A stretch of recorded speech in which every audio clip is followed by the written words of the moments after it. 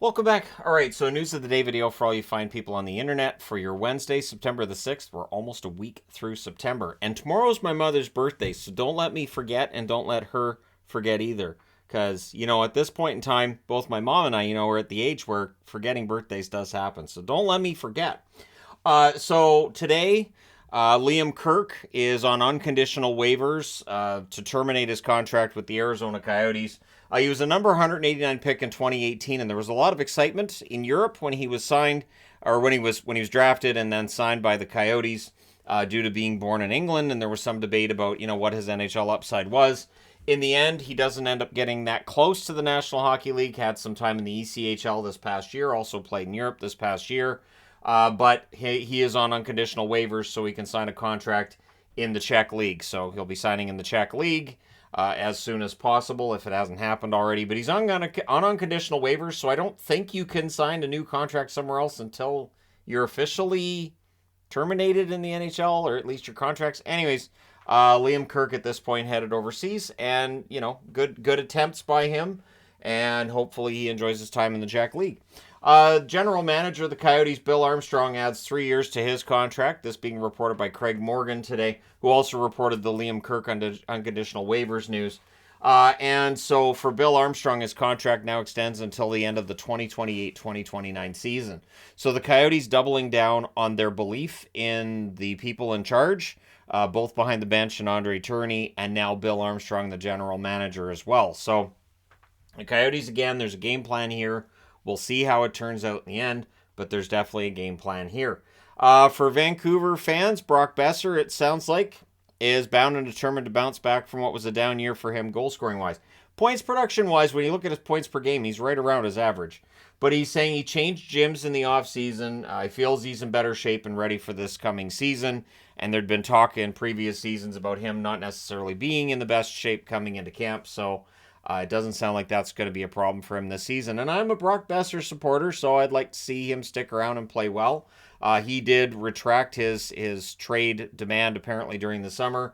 And, well, not demand, but request. There's a little bit of difference between a request and a demand, of course. But with Besser's contract being structured in the way that it is, and the amount of cap hit that's still left on it, he was unlikely to get traded anyway. So that being reported by Kate Pedersen, who was doing a lot of reporting from what is basically an informal camp at UBC. It's not training camp yet, and yet this has not stopped Canuck fans from complaining that Pedersen isn't there yet. Training camp hasn't started yet. Pedersen's been training in Sweden. So I think the panic in Canuckland is getting kind of insane now. I really feel like fans now, no matter what he does, people are going to be like, that's a sign he wants to leave. Canuck fans have become that meme from Once Upon a Time in Hollywood, the Leonardo DiCaprio, the point. They've become that.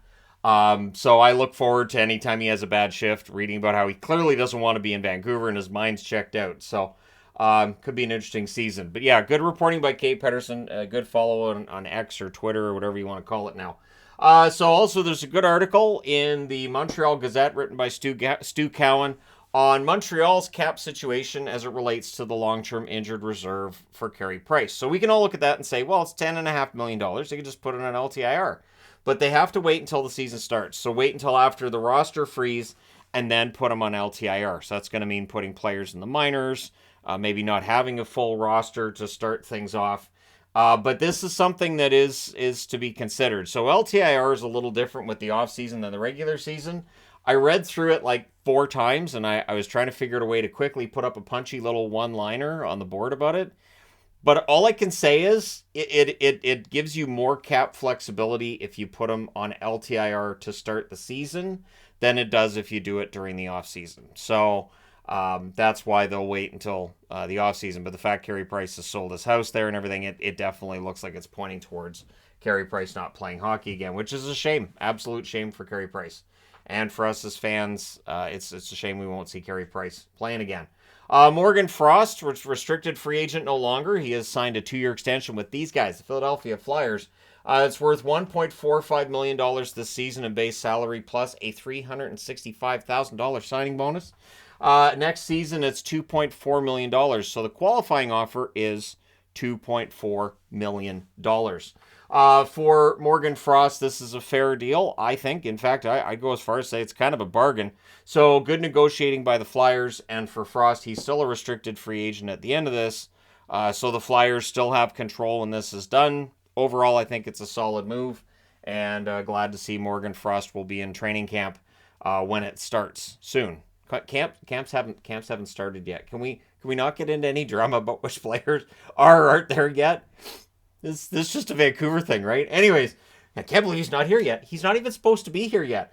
So Michael Del Zotto today announced his retirement. Del Zotto playing 14 seasons in the NHL and playing for a lot of teams. The New York Rangers, Philadelphia Flyers, Vancouver, Anaheim, Nashville, St. Louis, Columbus, and Ottawa. I was kind of secretly hoping that maybe he would give Sillinger a run for his money. I want to see somebody at some point pass Mike Sillinger in teams played for, but Mike's still safe for now from Michael. Del Zotto plays a total of 736 games in the National Hockey League, 63 goals, 199 assists for a total of 262 points. So solid career for Del Zotto. He wasn't credited with the Stanley Cup when St. Louis won it. I know that he got a day with the cup. I don't think he got his name etched on it.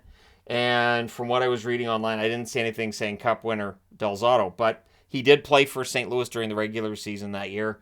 And yeah, best to him. All the best to him in retirement. And he was always an interesting character to cover. Del Zotto was one that his first year in the NHL with the Rangers, I thought, man, this guy's got a great future ahead of him. And then it just didn't really happen. And yet, 736 games, that's a pretty solid career. So all the best to him. Let me know your thoughts in the comment section below as always. Don't forget to hit like and subscribe if you're browsing your way through. You just happened upon this video. Thank you guys so much for watching, for all your support. I will talk to you again soon.